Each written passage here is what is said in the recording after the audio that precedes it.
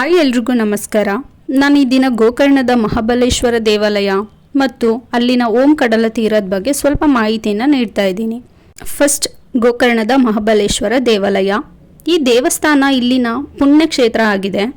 ಇಲ್ಲಿ ರಾವಣನು ಹಿಮಾಲಯದಿಂದ ಶಿವನ ಆತ್ಮಲಿಂಗನ ಲಂಕೆಗೆ ಕೊಂಡೊಯ್ಯುತ್ತಿದ್ದಾಗ ಪೂಜೆಯ ಸಮಯ ಬಂದು ಗಣೇಶನಿಗೆ ಶಿವನ ಆತ್ಮಲಿಂಗನ ಇರಿಸಿಕೊಳ್ಳಲು ಹೇಳಿ ಪೂಜೆ ಮಾಡ್ತಾ ಇರ್ತಾನೆ. ಆಗ ಗಣೇಶನು ತಾನು ಹಾಕಿದ ಪೂರ್ವ ಷರತ್ತಿನಂತೆ 3 ಬಾರಿ ರಾವಣನನ್ನು ಕೂಗಿ ಆತ್ಮಲಿಂಗವನ್ನು ನೆಲದ ಮೇಲೆ ಇರಿಸ್ತಾನೆ. ಒಮ್ಮೆ ನೆಲದ ಮೇಲೆ ಇರಿಸಿದ ಆತ್ಮಲಿಂಗನ ಮತ್ತೆ ಒತ್ತೊಯ್ಯಲಾಗದು ಅಂತ ಶಿವ ರಾವಣನಿಗೆ ಹೇಳಿರ್ತಾನೆ. ಅದರಂತೆಯೇ ಶಿವನ ಆತ್ಮಲಿಂಗ ಇಲ್ಲೇ ಉಳಿದಿದೆ. ಗೋಕರ್ಣದಲ್ಲಿ ಓಂ ಕಡಲ ತೀರ ಪ್ರಮುಖ ಪ್ರವಾಸಿ ಆಕರ್ಷಣೆಯಾಗಿದೆ.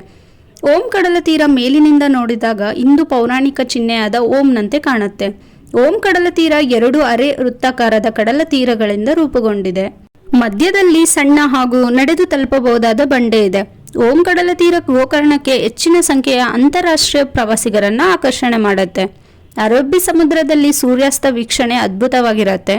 ಗೋಕರ್ಣ ಓಂ ಕಡಲ ತೀರ ಸೂರ್ಯಾಸ್ತದ ವೀಕ್ಷಣೆಗೆ ಹೆಸರುವಾಸಿಯಾಗಿದೆ. ಜೆಟ್ ಸ್ಕೈ ಸವಾರಿ, ದೋಣಿ ಸವಾರಿ, ಪ್ಯಾರಾಸೈಲಿಂಗ್ ಮತ್ತು ಸರ್ಫಿಂಗ್ ಗೋಕರ್ಣ ಓಂ ಬೀಚ್ನ ಜನಪ್ರಿಯವಾಗಿರುವ ಕೆಲವು ಚಟುವಟಿಕೆಗಳಾಗಿವೆ.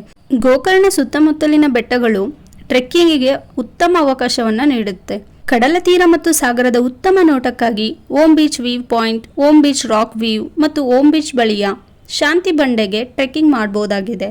Thanks for watching this video. See you in the next video.